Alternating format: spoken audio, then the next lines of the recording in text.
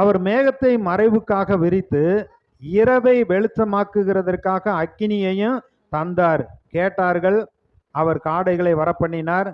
வான அப்பத்தினால் அவர்களை திருப்தியாக்கினார். கண்மலையை திறந்தார். தண்ணீர்கள் புறப்பட்டு வறண்ட வெளியிலே ஆறாய் ஓடிற்று.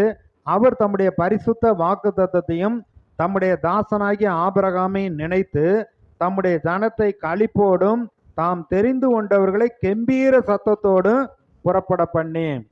அப்ப கர்த்தர் உடன்படிக்கை நிமித்தம் அவங்களுக்கு இதெல்லாம் செஞ்சு மகிழ்ச்சியோடு சந்தோஷமா அப்படி புறப்பட பண்ணார், வழி நடத்தி கொண்டு வந்தார்.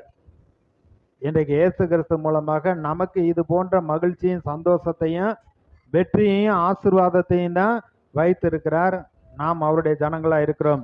சங்கீதம் 78:23 அவர் உயரத்தில் உள்ள மேகங்களுக்கு கட்டளையிட்டு வானத்தின் கதவுகளை திறந்து மன்னாவை அவர்களுக்கு ஆகாரமாக வர்ஷிக்க பண்ணி வானத்தின் தானியத்தை அவர்களுக்கு கொடுத்தார். தூதர்களின் அப்பத்தை மனுஷன் சாப்பிட்டான். அவர்களுக்கு ஆகாரத்தை பூரணமாய் அனுப்பினார்.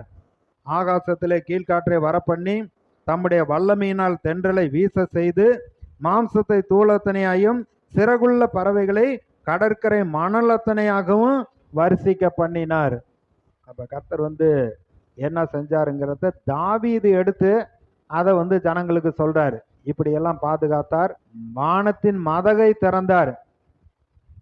மல்கியா 3:10 சொல்லி இருக்கிறபடி அவர் தம்முடைய வானத்தின் பலகனியை திறந்து இடங்கொள்ளாமல் போக மட்டும் ஆசீர்வாதத்தை கொடுக்கிறவர். இந்த ராஜா தம்முடைய ஜனங்களை நன்றாக போஷித்து நன்றாக பாதுகாத்து வழி நடத்தி வருகிறவர். அதனாலதான் பவுல் சொன்னாரு, என்னை பலப்படுத்துகிற கிறிஸ்துவினாலே எல்லாவற்றையும் செய்ய எனக்கு பலன் உண்டு. என்னுடைய குறைவுகளை எல்லாம் கிறிஸ்து இயேசுக்குள் மகிமையிலே அவர் நிறைவாக்குவார் என்று. நான் நட்டேன், அப்பொல்லோ நீர் பாய்ச்சினான், தேவனும் விளைய